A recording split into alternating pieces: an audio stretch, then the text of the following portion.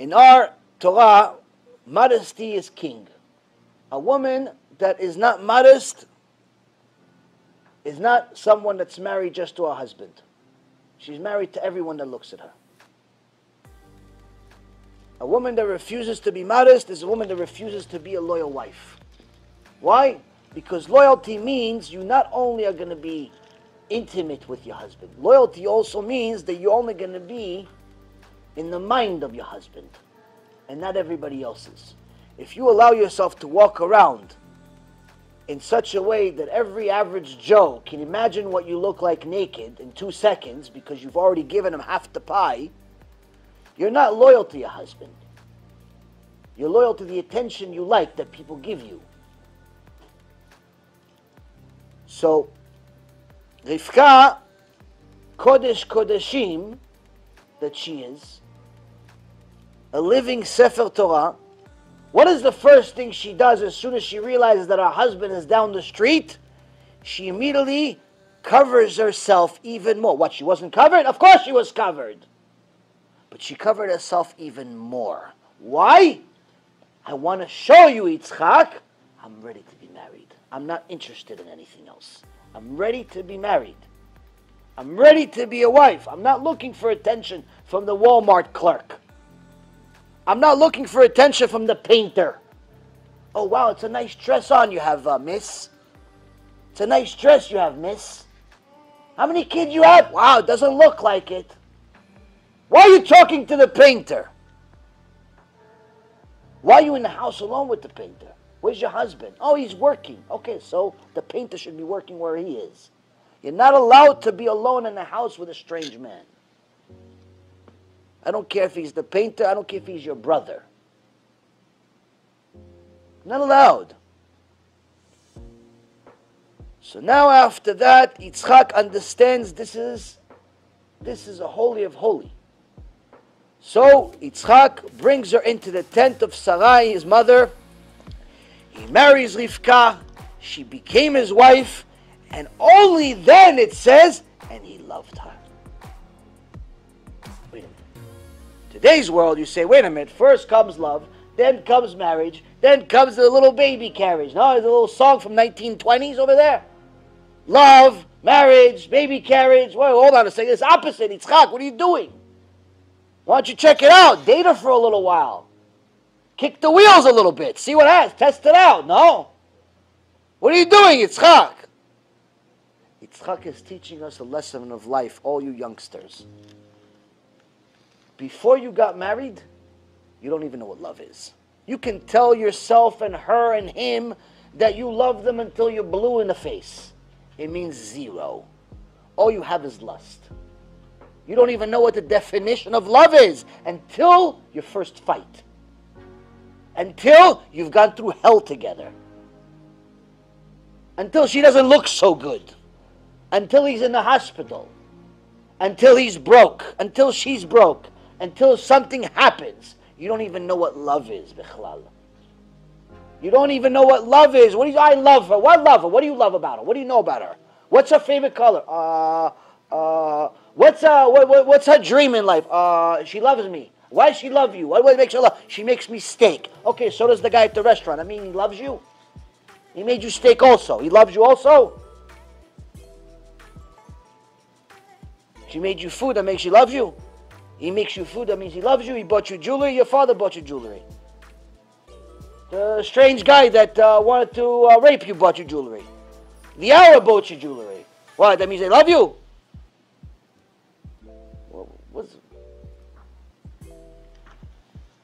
Yitzchak Avinu says, I married Rivka. I married Rivka, then I loved her. Then I loved her. Why? Because love takes time. This love at first sight nonsense, it's lust at first sight. You see somebody, you want them. That's lust. That's karet. That's karet. It's not love. It's karet. So, it's important to know the difference. It's important to know the difference. And we're going to go back to the same parasha because we're going to see how this Rivka and Yitzchak took this belief system, this full understanding of the emet, and utilized it with their children, Yaakov and Esav. So the Mishnah says, "Kol ahava shehi tluya bedavar, batel davar betela ahava." Any love that depends on a specific cause, when that cause is gone, the love is gone. Rashi says, it establishes the profound, this Mishnah establishes the profound principle that love, which is based on anything besides emotional closeness and true friendship, will simply not last. It will not endure. Superficial motivations create only temporary results. What is this like? This is no different than the desire for anything else in the world, even something as simple as desire for food. Now, after you look at the steak, if you haven't eaten all day, if you like steak, they tell you, want a steak? Yeah, I love steak.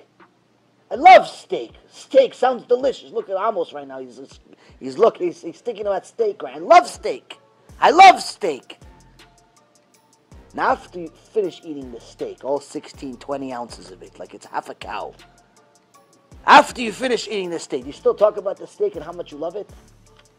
Oh, wow, what a steak. What a nice steak. You know, steak, what a steak. I love that steak. It had such a good personality, that steak.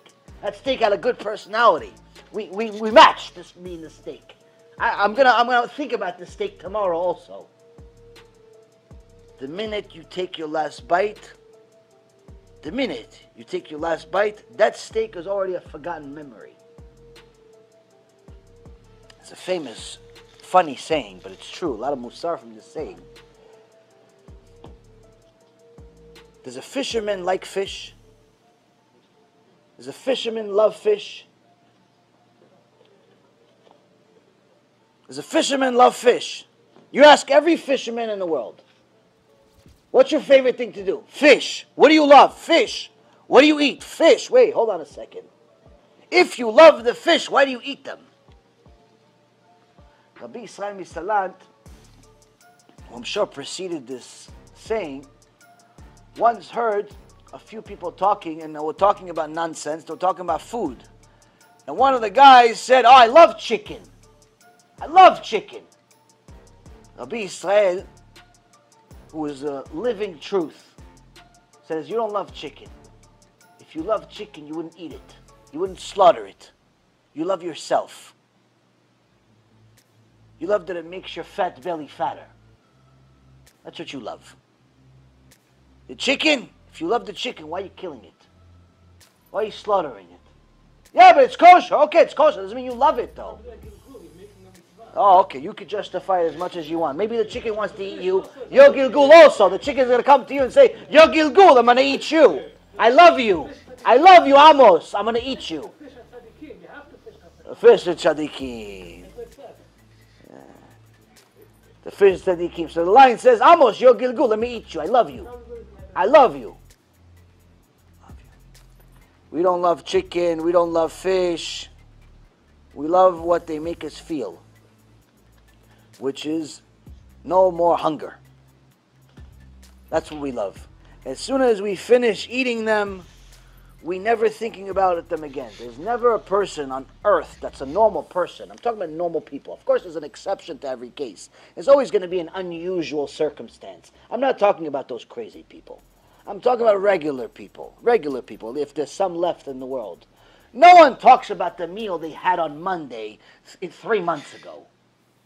Oh, you know, 3 months ago, I had the steak, and it had this anchovies on it or something, and it had this mushrooms on it, and it had the paro on it, and it had vegetables on it, and it had this on it. And no one talks about that. Why? He's talking about the steak he wants to eat now. He forgot about the steak from 3 months ago. Because once the desire is satiated, it's finished, it's gone, the feeling is gone, it's like it never happened. That's lust. Rabotai, that is lust. that is exactly, that satiation of hunger for food is no different once it's satisfied. Once the hunger is satisfied, it's no different than lust being satisfied. And that's why people get divorced. The Rav Hirsch, alav shalom, says marriages that break up, it's only because people confuse lust with love. That's it.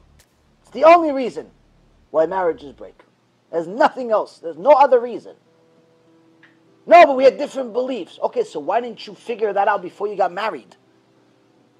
Oh, he likes men. Okay, so how come he married a woman? Oh, she likes dogs. I don't want dogs. So how come you didn't figure it out before you got married? How come she doesn't like you more than the dog? And to say, you know what, I like dogs, but I love you.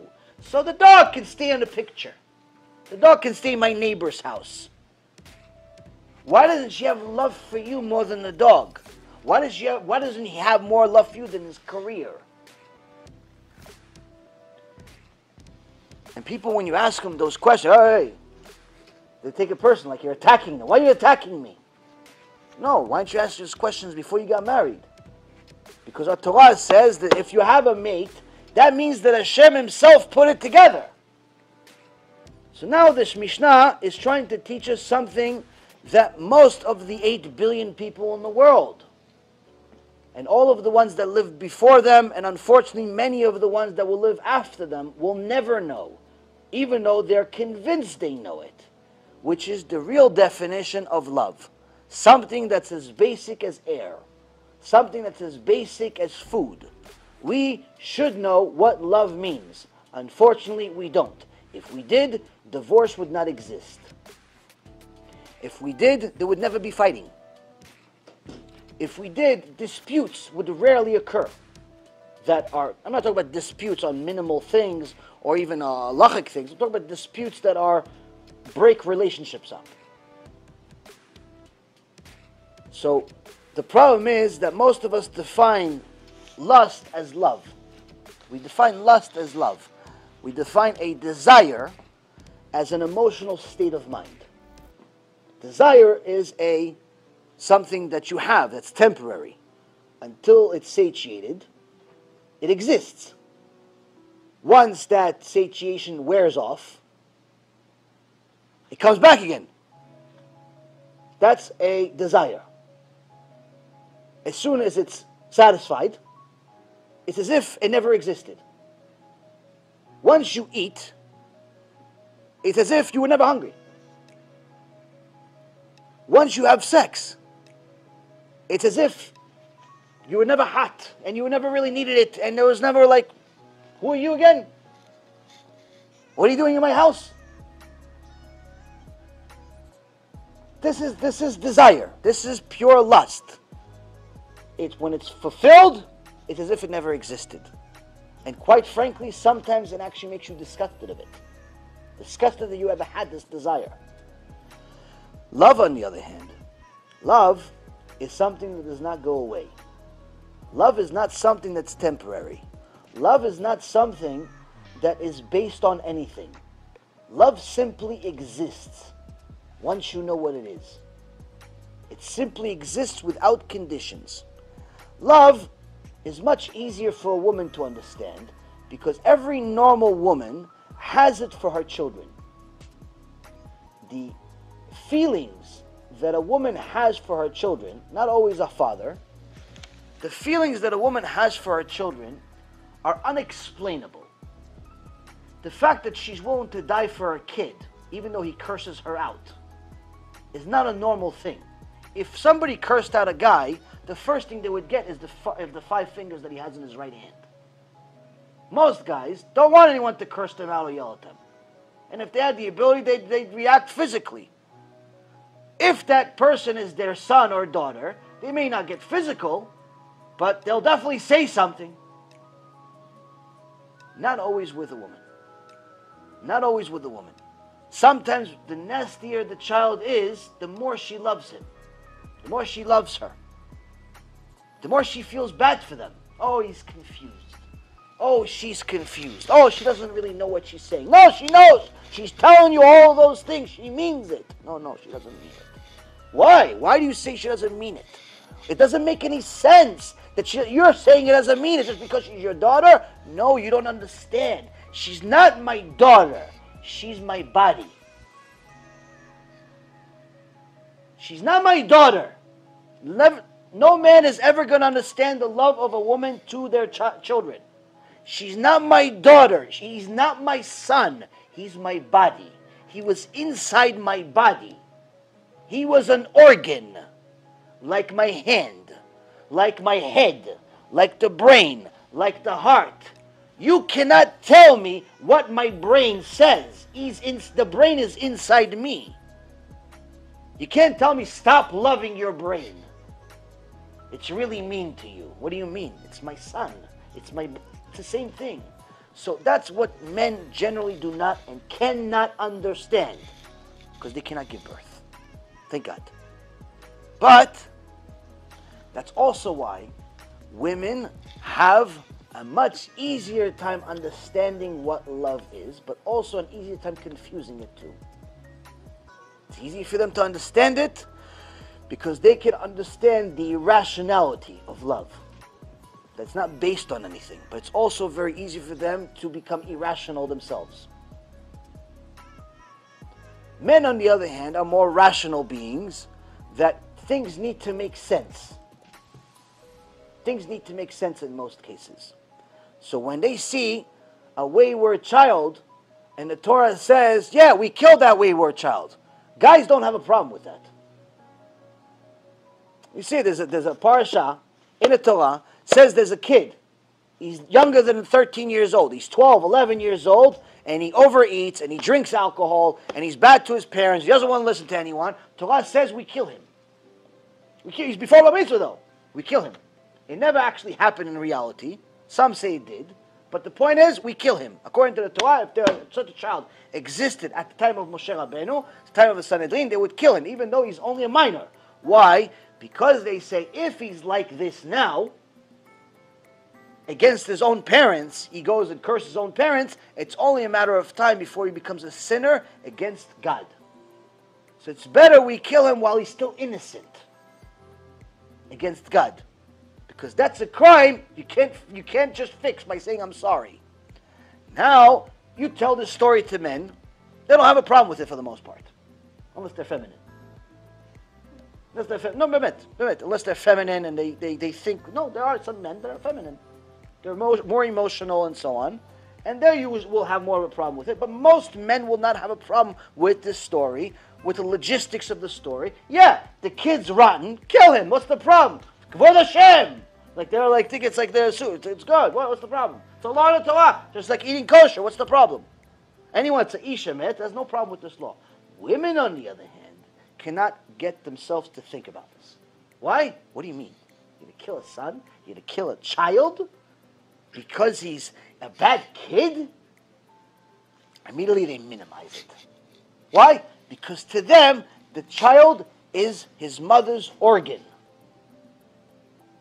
It's a body part. It's not it's not separate. It's not separate like it is for the father. So that's why it's something that the women understand the irrationality of love, while men have to work on it a little more.